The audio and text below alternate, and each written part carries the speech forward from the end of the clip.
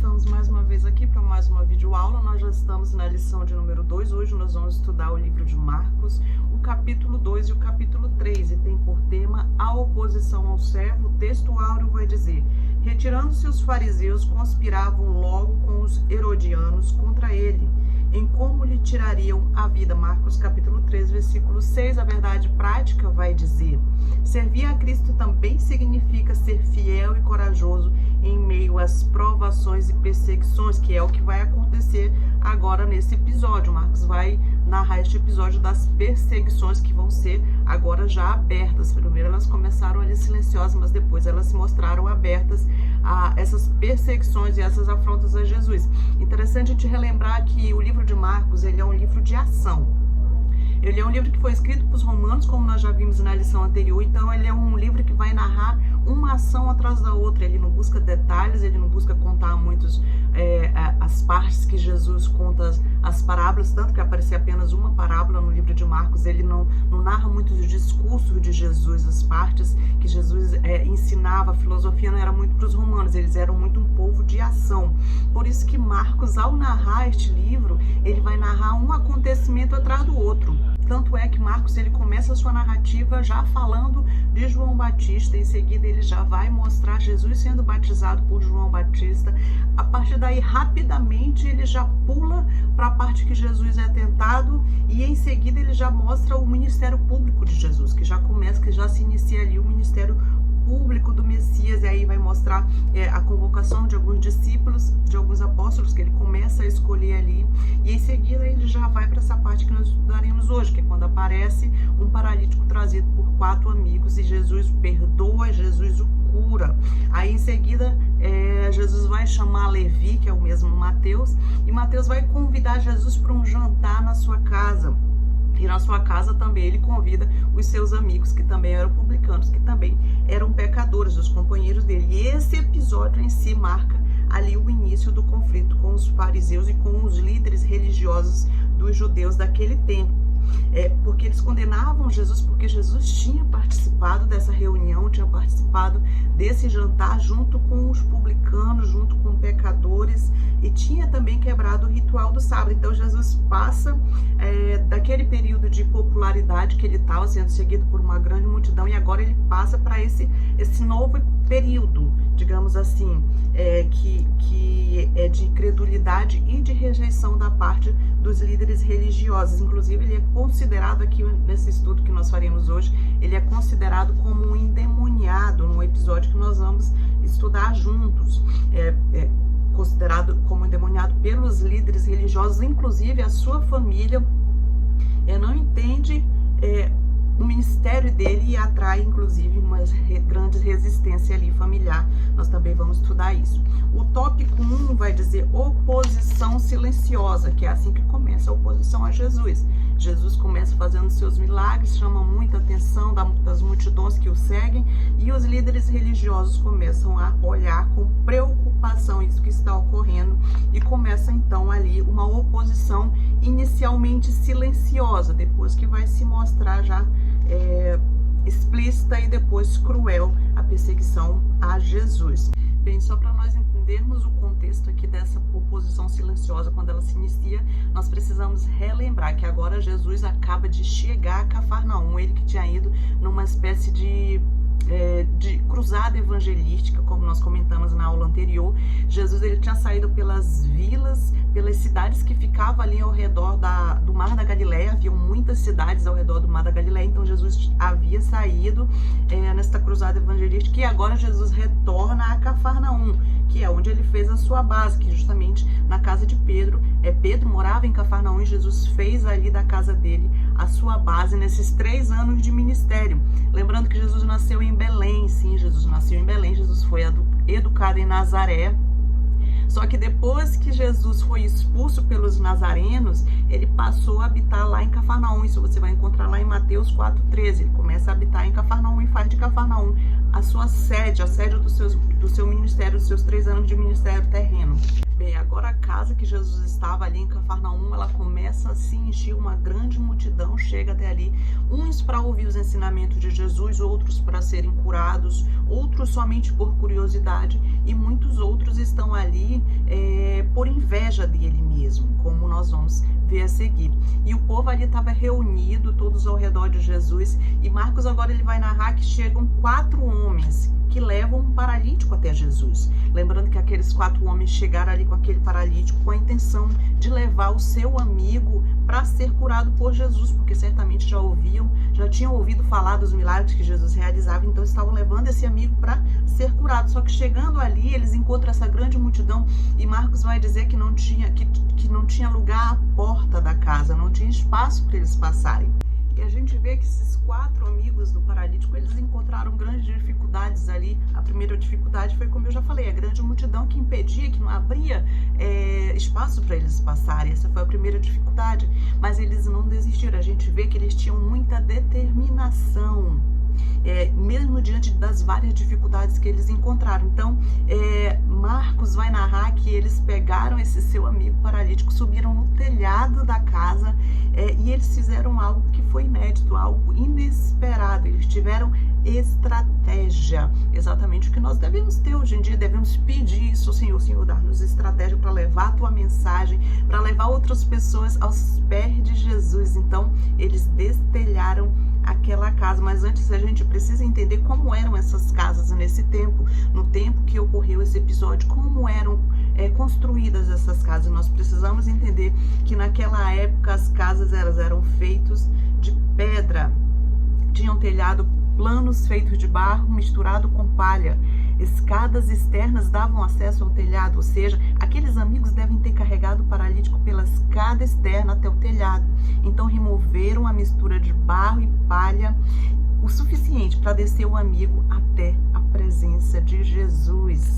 E é interessante notar que as necessidades desse homem levaram esses 4 amigos a uma iniciativa de conduzi-lo até Jesus. E isso é um exemplo para nós. Nós, como cristãos, também nós devemos não apenas pregar o evangelho, não devemos apenas falar do evangelho, mas nós devemos viver o evangelho e conduzir as pessoas que têm necessidades, não apenas necessidades físicas, mas necessidades também espirituais. Quantas pessoas nós encontramos hoje com necessidades espirituais? E nós devemos sim conduzir essas pessoas aos pés de Cristo, se não sozinho, com outras pessoas que também sintam essa mesma compaixão pelo próximo e que nos ajudem a conduzir essas pessoas até Cristo. Nós devemos sim levar as pessoas aos pés de Jesus. Essa é a nossa missão. Nós precisamos ter fé que Jesus vai salvá-las, que Jesus vai curá-las, que Jesus vai libertá-las e dar uma vida nova para elas. Mas nós precisamos sim agir como esses 4 amigos, não olhando as dificuldades, mas seguir em frente, levando as pessoas até aos pés de Jesus para que estas o conheçam e sejam curadas e libertas por ele. O subtópico 12 vai dizer Jesus e seus opositores. Marcos capítulo 12, versículo 7 vai dizer: por que fala ele deste modo? Isto é blasfêmia. Quem pode perdoar pecados senão um, que é Deus? Aqui os opositores já começam a se mostrar mais explicitamente, começam a aparecer no meio da multidão. E aqui nós vemos nesta história do paralítico e seus 4 amigos que o levaram até Jesus, a gente vai ver que antes de Jesus dizer levanta-te e anda, ele vai dizer perdoados estão os teus pecados. E essa declaração de Jesus foi tida como uma blasfêmia para aqueles líderes religiosos que estavam ali, porque perdoar pecados para eles competia somente a Deus. Como eles não reconheciam Jesus como Messias, como Filho de Deus, para eles aquilo era uma blasfêmia. E segundo a lei, o castigo para tal pecado, no caso contra a blasfêmia, era a morte. Isso a gente vai encontrar lá em Levítico, que a gente até estudou na lição anterior, Levítico capítulo 24, 15 e o 16. Então Marcos vai seguir Marcos 2,6, um pouco antes desse que a gente leu, ele vai dizer que estavam ali alguns escribas. E só lembrando que os escribas, eles não estavam ali para aprender com Jesus, para ouvir a sabedoria de Jesus, não. Eles estavam ali como uma delegação de fariseus, escribas e mestres da lei, constituídos de rabinos da Galileia, Judéia e Jerusalém, que foram até Cafarnaum para investigar os ensinos de Jesus. Eles eram uma comissão de inquérito enviada pelo Sinédrio, portanto eles estavam ali em um caráter oficial. Inclusive Lucas, ele vai nos informar que além dos escribas, estavam também em Cafarnaum participando dessa mesma comitiva, os fariseus e os doutores da lei. Isso você pode confirmar em Lucas capítulo 5, do 17 ao 21.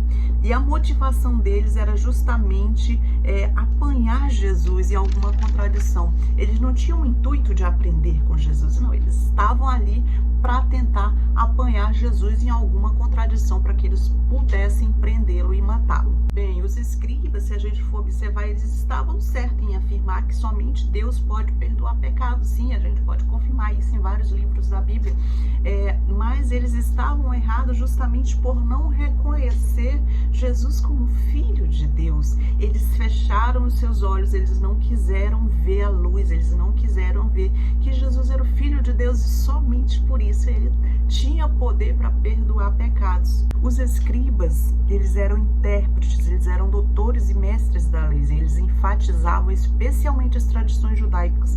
Muitos mestres da lei eram fariseus. A única coisa que eles concordavam com Jesus era a respeito das leis e o compromisso em obedecer a Deus, mas eles discordavam de Jesus quando eles negavam a sua autoridade para interpretar as leis. Eles rejeitavam Jesus como Messias porque ele não obedeceu às todas as tradições judaicas, e isso impedia eles de ver e de reconhecer Jesus como o Messias tão esperado, como Filho de Deus, que tanto tinha sido anunciado no Antigo Testamento, que viria e que livraria o homem do pecado e do juízo. E aqui, se a gente for ver, ocorreram 3 milagres justamente. Jesus curou fisicamente o paralítico, ele perdoou os pecados e ainda leu a mente das pessoas que estavam ali perto, já julgando e condenando. O subtópico 3 vai dizer perdão de pecados. Marcos capítulo 12, versículo 9 vai dizer: qual é mais fácil? Dizer ao paralítico, estão perdoados os teus pecados? Ou dizer, levanta-te, toma o teu leito e anda? É interessante relembrar que esses doutores da lei, eles tinham a seguinte crença. Eles tinham a crença de que aquele homem ele não poderia ser curado se ele não tivesse os seus pecados perdoados. Ou seja, ali esses doutores da lei, esses escribas, eles já tropeçaram na sua própria teologia, porque era assim que eles acreditavam. Eles faziam uma relação entre pecado e enfermidade. Eles achavam que aquela pessoa tinha aquela enfermidade por conta de algum pecado que ele ou os seus pais haviam cometido. E esses rabinos, eles acreditavam que essa pessoa enferma, essa pessoa doente, ela não poderia ser curada a não ser que Deus perdoasse todos os seus pecados. Ou seja, ninguém poderia ser curado antes de ter os seus pecados perdoados. Essa era a crença que eles tinham. Mas bom lembrar também que Jesus rejeitou essa crença. Lá em João 9:3, ele rejeita expressamente essa dedução automática da doença a partir do pecado. E Jesus então ali curou aquele homem, portanto, ele foi perdoado segundo a crença deles. Isso queria dizer que a reivindicação de Jesus ser capaz de perdoar pecados deveria ser autêntica e aceita ali conforme a crença daquelas pessoas, daqueles líderes religiosos. E no livro de Marcos, essa é a primeira vez que Jesus é mencionado como o Filho do Homem. Ele mesmo se autodenomina como o Filho do Homem. A gente vê isso lá no versículo 10. E essa expressão enfatiza que Jesus, ao encarnar, tornou-se humano, embora fosse o Filho de Deus. Ou seja, ele é totalmente divino, mas ele se fez totalmente humano. Como Filho de Deus, Jesus tem autoridade para perdoar pecados. Como homem, ele se identificou com as nossas mais profundas necessidades e sofrimento e pode nos ajudar a vencer o pecado. Jesus se auto-intitula aqui como o Filho do Homem, e esse é um termo messiânico, que inclusive é usado 14 vezes aqui em Marcos. E agora, o mesmo paralítico que chegou ali sendo carregado pelos seus 4 amigos é o mesmo paralítico que sai dali indo rumo à sua casa já carregando seu leito.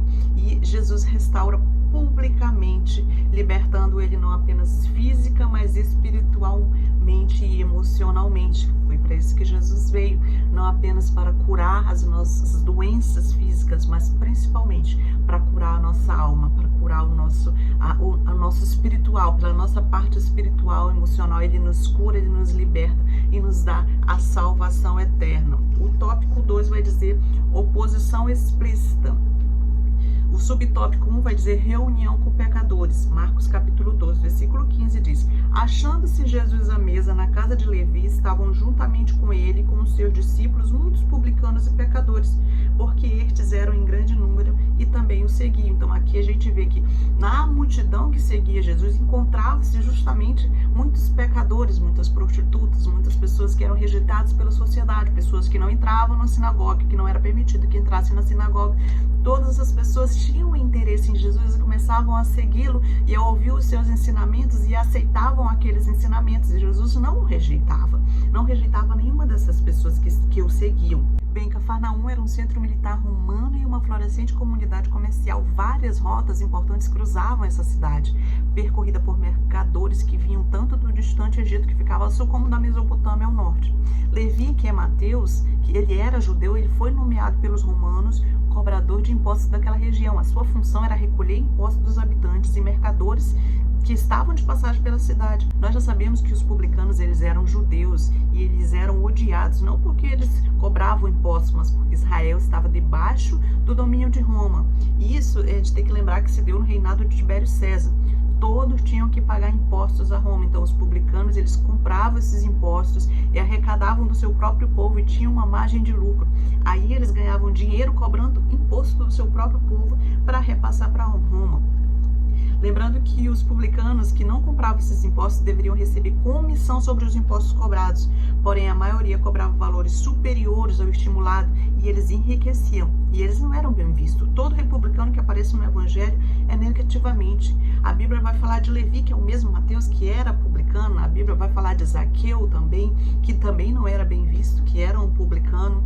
Jesus conta a parábola do publicano que vai orar no templo com o fariseu. O publicano era o símbolo das pessoas odiadas e das pessoas rejeitadas ali por aquela sociedade, por não serem patriotas e por traírem a sua nação. E se a gente for ver, muitos pecadores, eles mostravam interesse em conhecer Jesus. Os publicanos, como eu já falei, as prostitutas, a gente que não era aceita nas sinagogas, elas costumavam ali estar entre a multidão e seguir Jesus e querer conhecer mais Jesus. E os religiosos, a gente tem que lembrar que eles não andavam com essas pessoas. Eles detestavam os publicanos, as prostitutas, os imorais, os pecadores. E Jesus não, Jesus ele chamava essas pessoas para o arrependimento e ele os perdoava. Então Levi, que é o mesmo Mateus, ele ao conhecer Jesus ali, ele o convida, ele organiza ali um jantar e convida seus amigos. Seus amigos eram outros publicanos, pecadores assim como ele. E aí os fariseus, eles começam a indagar: por que Jesus come e bebe com publicanos e pecadores? E Jesus começa a chamar a atenção justamente desses líderes religiosos por essa aproximação dessas pessoas que eram rejeitadas por eles. E se a gente for ver, a religião do Antigo Testamento, ela foi dada por Deus através de Moisés. Então, como nós estudamos em Levítico, no centro da religião de Israel estava o sacrifício de animais e a graça perdoadora de Deus com base no sangue do animal.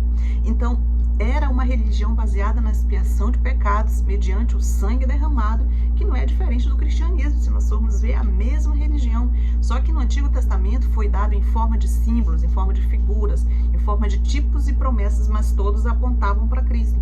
Todos apontavam para a chegada do Messias, que haveria de ser o Cordeiro de Deus que derramaria seu sangue pelo pecado do mundo. Só que Israel acreditava que todas aquelas normas, todas aquelas leis era o caminho da redenção, que bastava guardar as leis. Eles achavam que a salvação era por mérito, era pelo que eles faziam, não pela graça. E além das leis que Deus já havia dado, os israelitas, o povo de Israel, os religiosos, criaram muitas outras leis em cima daquelas leis, o que era um fardo sobre o povo. E a lei dizia que o povo de Israel não deveria se misturar com outros povos justamente por conta da religião pagã daqueles povos, porque aqueles povos eram povos idólatras e que tinham muita imoralidade naquele povo. E o povo de Israel deveria ser um povo diferente, um povo que dava testemunho, um povo que era exemplo. Só que aí os religiosos criaram muitas regras em cima disso, muitas leis que impediam o povo judeu de falar com esses outros povos, impediam de comer com eles, de ter qualquer sociedade com eles. E por isso, agora que Jesus aparece, tendo esse contato com esses outros povos, aceitando, perdoando esses outros povos, por isso que ele é motivo de espanto agora, Jesus, para esses líderes religiosos, porque na visão desses religiosos, Jesus estava quebrando todas as leis, todas as regras, não apenas as leis dadas por Deus através de Moisés, mas as regras que eles mesmos haviam criado. Ele quebrava todas essas regras, o que tornava Jesus ali, na visão deles, uma pessoa perigosa para a religião deles, para o judaísmo.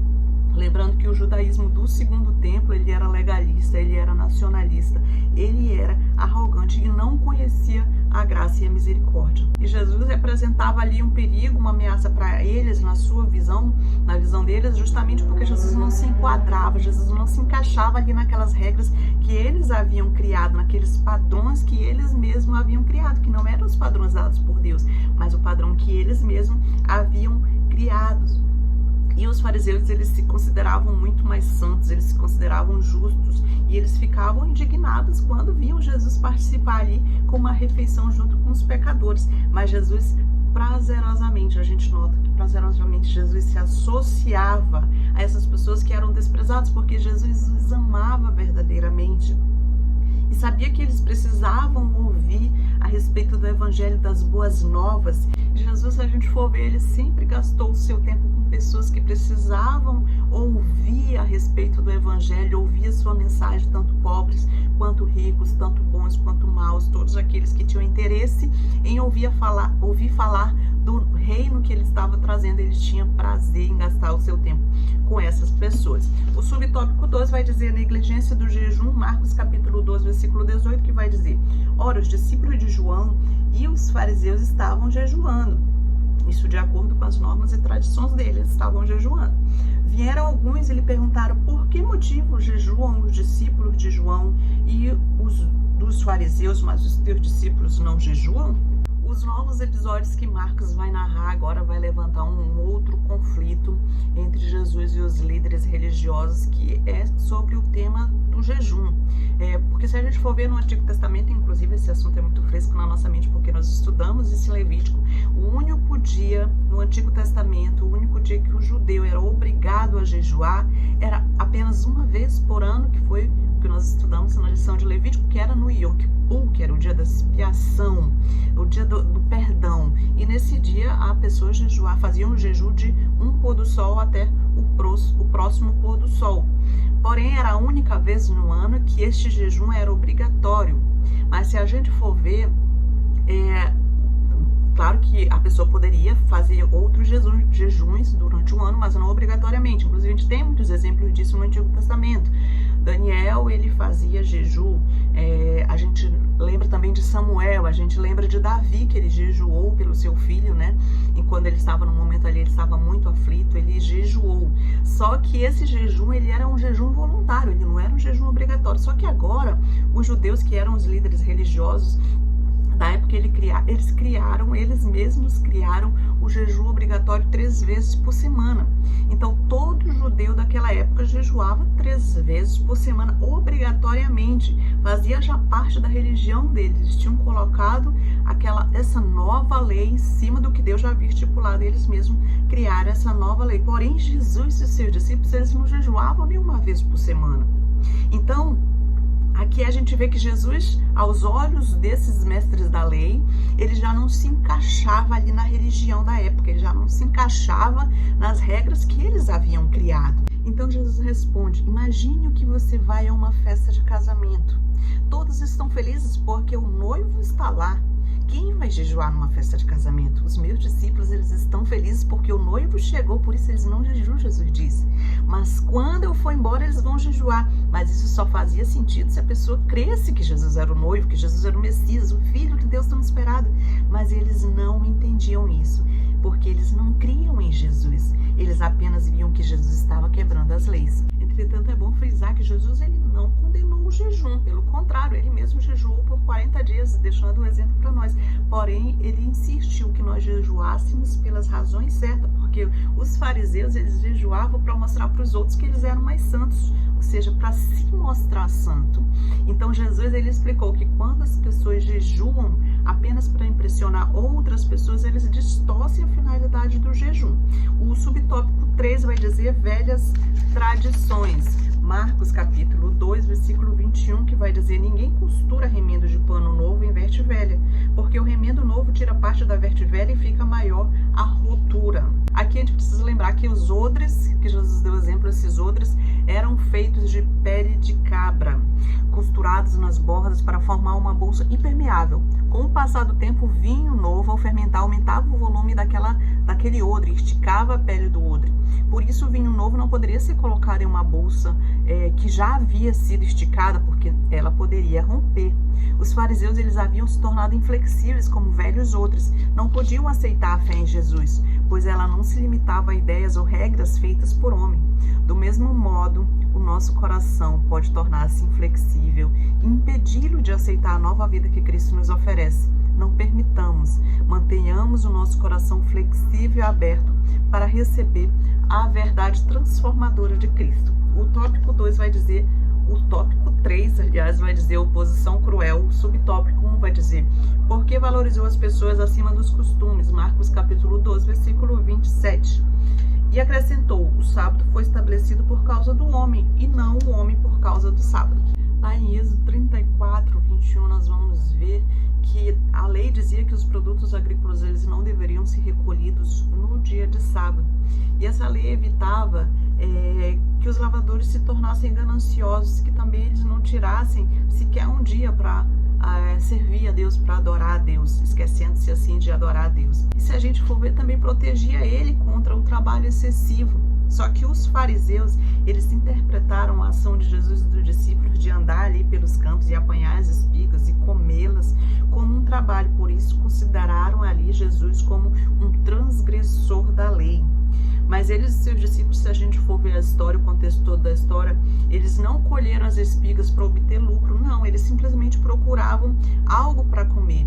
Só que os fariseus, eles estavam tão preocupados ali com as regras, com as leis que eles haviam, com as regras que eles haviam criado, que eles perderam de vista o verdadeiro propósito delas. O propósito do sábado, que a pessoa não recolhesse, era justamente esse que nós acabamos de citar, que a pessoa dedicasse um dia a Deus, que evitasse que ele trabalhasse excessivamente, que se tornassem assim pessoas gananciosas. Então a maioria dos fariseus, eles estavam ali tão envolvidos com as suas leis, com as suas regras, que eles haviam perdido a noção do que era bom e do que era direito, e qual era o propósito que essas leis, o que propósito essas leis tinham sido criadas. Essas leis tinham sido criadas para favorecer o homem.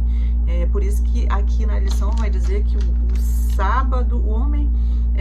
sábado foi estabelecido por causa do homem, e não o homem por causa do sábado. Então, eles ali, com todas as suas regras, eles esqueciam o verdadeiro propósito que essas leis haviam sido criadas. Jesus vai usar aqui o exemplo de Davi, que a gente vai encontrar lá em 1 Samuel 21, do 1 ao 6, para mostrar como eram ridículas essas acusações dos fariseus, porque Deus não instituiu o sábado em seu próprio benefício, mas em prol do homem.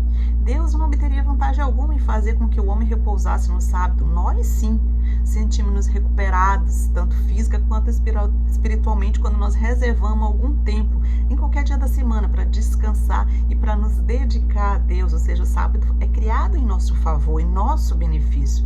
Mas para os fariseus, as leis relativas ao sábado haviam se tornado mais importantes do que o próprio repouso nesse dia.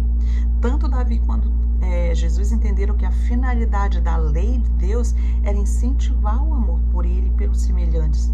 Ao aplicarmos as leis, devemos ter certeza de entender a sua finalidade, o seu sentido, a fim de não chegarmos a conclusões perniciosas e impróprias. Por exemplo, a lei diz que você deve descansar no sábado e não fazer trabalho algum. Mas aí os judeus, os religiosos, eles inventaram a regra de que se você caminhar 1 quilômetro, você não pecou.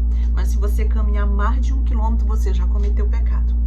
E eles também criaram a regra que você poderia no sábado carregar até 20 litros, que aquilo não era considerado trabalho. Mas se você carregasse mais de 20 litros, aí você já teria pecado. Ou seja, eles foram criando normas em cima das leis que fizeram com que as pessoas não entendessem o propósito daquelas leis. E eles mesmos não valorizavam o propósito daquela lei, mas eles criaram novas regras para tornar aquelas regras pesadas que o povo não pudesse suportar. O subtópico 12 vai dizer porque fez o bem, Marcos capítulo 3, versículo 4, que vai dizer: então lhes perguntou, é lícito no sábado fazer o bem ou fazer o mal, salvar a vida ou tirá-la? Mas eles ficaram em silêncio. Aqui a gente vê nesse versículo que nós lemos que Jesus, ele deixa implícito que o sábado era um dia para se fazer o bem, um dia de repouso, um dia de adoração. E a preocupação com esse repouso não deveria impedir as pessoas de fazer o bem, isso que Jesus está dizendo aqui. Nós não podemos permitir que o nosso dia de repouso, o nosso dia de descanso e de adoração a Deus se transforme num período de egoísmo e de negligência com o nosso próximo. E Marcos vai narrar aqui no capítulo 3 que entra na sinagoga um homem com a mão ressequida, com a mão mirrada. E os fariseus, eles ficam atentos para ver se Jesus ia curar aquele homem no sábado, se ele ia quebrar a lei, porque eles estavam procurando algo que pudessem acusar Jesus. E Jesus, sabendo disso, que os fariseus procuravam acusá-lo, Jesus chama aquele homem à frente, manda ele estender as mãos, cura suas mãos imediatamente. E os fariseus, com isso, eles ficam revoltados, porque Jesus estava quebrando o sábado ao curar aquele homem. Tanto é que a gente vê a ponto de que realmente eles não entendiam o propósito da lei. Então Jesus responde: seus hipócritas, será que se o boi de vocês, a ovelha de vocês cair num buraco no sábado, vocês não vão retirá-los? Não vão retirá-los para poder salvá-los? E ele afirma: certamente vocês vão tirar o seu animal daquele poço no dia de sábado. Então ele faz a indagação: será que não vale mais a vida desse homem do que um boi ou uma ovelha? E com isso os fariseus ficam mais irados ali contra Jesus, porque eles não tinham como responder a Jesus nessa indagação que ele havia feito, porque Jesus ali ele estava expondo a hipocrisia desses fariseus, desses religiosos, e mostrando que eles haviam deturpado a verdadeira lei de Deus, que eles não estavam seguindo a verdadeira lei de Deus com o propósito que Deus havia criado para o homem. E é aqui que os fariseus e os herodianos, eles se unem ali para tentar vencer Jesus, justamente porque Jesus está ali expondo quem verdadeiramente eles eram e como eles haviam deturpado a verdadeira lei de Deus. E a gente precisa entender que o judaísmo naquela época ele era dividido em seitas ou em denominações, para nós entendermos melhor como se fossem as denominações de hoje em dia, a igreja batista, a igreja presbiteriana, a metodista, enfim, é dividido em várias denominações. E o judaísmo daquela época ele era dividido em seitas, dividido em denominações. Tinha a seita dos fariseus, porque a palavra fariseu significa separado, e eles se separavam dos demais porque eles achavam que eles eram mais santos, eles achavam que eles eram mais puros, e eles tinham uma interpretação bem rigorosa da lei de Moisés, e eles haviam adicionado novas leis, como nós já falamos isso, em cima das leis que Deus havia dado a Moisés. Eles haviam adicionado novas regras, trazendo ali um fardo muito grande para o povo, e eram eles que dominavam ali a religião daquela época.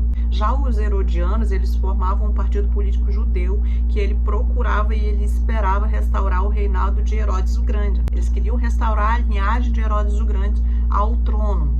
E para eles, Jesus representava ali uma ameaça política, porque desafiava justamente as ambições políticas que eles tinham. Então os fariseus e os herodianos, que normalmente eram inimigos, eles se uniram ali contra Jesus. Trazendo para a nossa realidade, é muito comum isso na nossa política, né? Hoje em dia, dois partidos que normalmente são inimigos, eles se unem ali para destruir, para derrotar, para lutar contra um outro partido que eles a ideia deles não bate. Isso aconteceu ali também no ministério de Jesus na Galileia. Os fariseus e os herodianos, eles se juntam ali para enfrentar Jesus.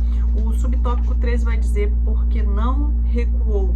Marcos capítulo 3, versículo 14 vai dizer: então designou 12 para estarem com ele e para os enviar a pregar. Aqui a gente nota que Jesus ele já está sofrendo grande perseguição. Essa perseguição já é explícita e já é cruel. Os líderes religiosos já buscam ali matar Jesus, já tramam a morte de Jesus. Mas Jesus ele não recua. A gente vai ver que ele vai chamar ali os seus 12 discípulos, e a gente nota 12 porque 12 12 é um número simbólico ali para o povo de Israel, por conta das 12 tribos de Israel, né?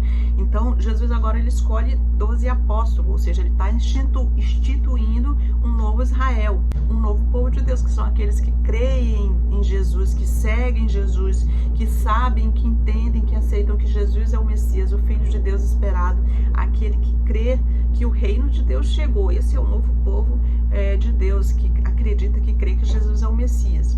E os ataques ali, eles vão continuar contra Jesus. E a seguir vem a acusação justamente desses, por parte dos líderes religiosos ali dos judeus, que eles buscam destruir o prestígio de Jesus, destruir a reputação de Jesus. É quando eles, os fariseus e escribas dizem, está possesso de Beelzebul. Isso a gente está vendo aqui no versículo 22, quando eles acusam Jesus de estar possesso, de estar expulsando aqueles demônios pelo poder do maioral dos demônios, que é Beelzebul.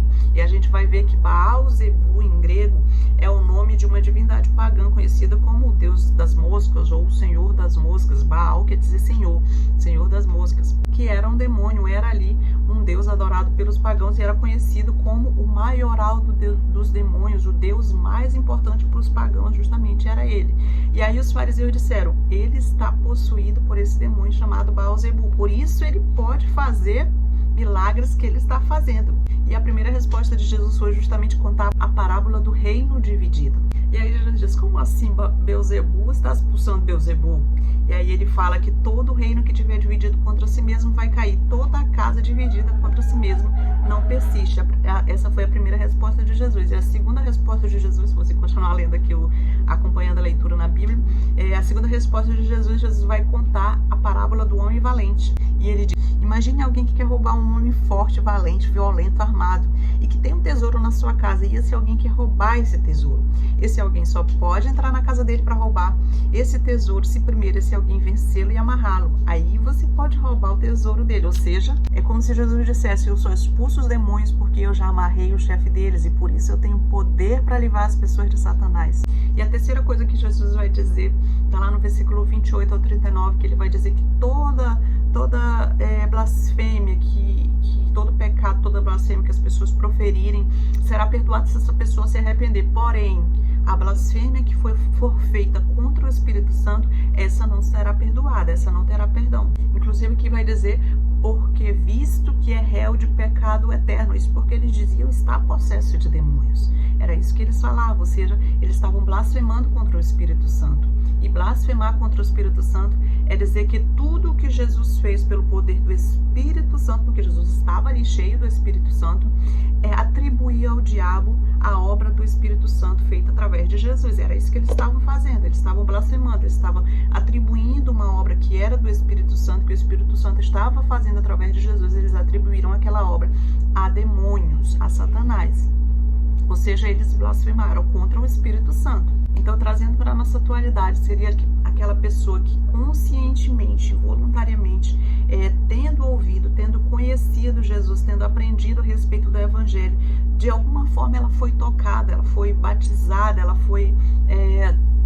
provou da ceia do Senhor e essa pessoa ela vira as costas para Jesus, ela abandona Jesus, ela apostata da fé e ela não apenas deixa de ir à igreja, mas ela se torna um militante contra o Evangelho, dizendo que tudo aquilo que Jesus fez, tudo que aconteceu em nome de Jesus é coisa do diabo. Então, quando a pessoa chega a esse ponto, ela não tem retorno para ela, porque ela está blasfemando contra o Espírito Santo, dizendo que aquilo que o Espírito Santo fez através dos seus servos aqui na terra, aquilo na verdade é obra de Satanás. Então, quando essa pessoa faz isso, ela está blasfemando.